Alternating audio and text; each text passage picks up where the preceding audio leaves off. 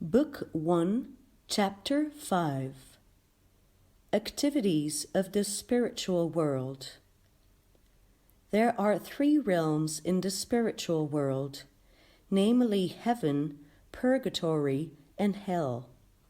Heaven is the kingdom where the spirit of righteous people and deities live in peace. Hell is the kingdom where evil deities assemble and into which sinners descend. Heaven is the sacred area of supreme beauty, supreme clarity, and supreme pleasure. Heaven is divided into the divine world of heaven and the divine world of earth. Furthermore, the divine world of heaven and the divine world of earth each have 3 different paradises, which are classified according to the spiritual levels of the spirits. Hell is likewise divided into the lower kingdom and the kingdom of the depth. The lower kingdom and the kingdom of the depth have 3 classified detention areas, places of lowest wickedness, lowest ugliness, lowest midwinter, and lowest suffering, according to the gravity and heinousness of the crimes. Now, the spiritual world permitting, let me present a rough outline of heaven and hell. Having presented an outline of the spiritual world, let me now proceed with my exploration of the spiritual world, preceded by Fuyo, my spirit guide.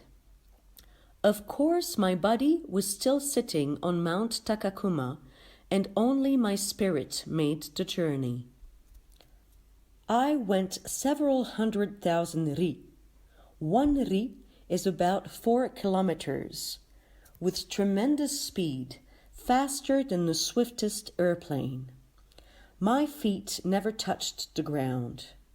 After about 10 minutes of such progress, all of a sudden, Fuyo, my spirit guide, stopped, and turning around to me, said, "Here is where we cross the barrier into the spiritual world." And I saw that he was standing by a mighty river. I could only suppose that it was very deep. However, as we crossed it, I realized that it was not deep at all. Mysteriously, the blue costume I was wearing turned completely white. I wondered if the water could have dyed it, but how could that be when my clothing had not gotten wet at all? At any rate, my clothes, from shoulder to heel, were completely white. After crossing this unknown river and reaching the farther bank, I looked back at the surface of the water. Mystery of mysteries! I perceived that the river was not flowing with water. It was writhing with several millions of serpents, all of which were rearing their heads above the surface, spewing tongues of flame. My astonishment knew no bounds. Then I saw, one after another, a band of people resembling travelers crossing the river with their clothes tucked up exactly as mine had been. It seemed that everybody supposed he was fording a big river. Then a strange thing happened. The color of the people's clothing changed before my eyes. In an instant, some became black, some became yellow or dark brown, a whole spectrum of colors. Several hard-faced sentries made everyone stop, called out the name of each person one by one, attached something like a ticket to their clothing and told them to pass along quickly.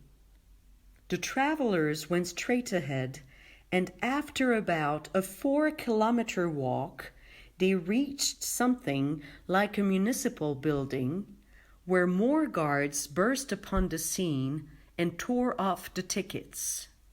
According to the color their clothes had changed into, some people were stripped of 1 layer of clothing. Some had 2 layers removed. Certain people were stripped completely, while others retained all of their garments, or, to the contrary, were forced to don the clothes of which their fellow travelers had been divested. As a matter of fact, some members of the latter group were forced to put on as many as 7 or 8 layers of clothing, the while looking as if it caused them great pain. I observed that each traveler was assigned 1 guard who directed him to his appointed place.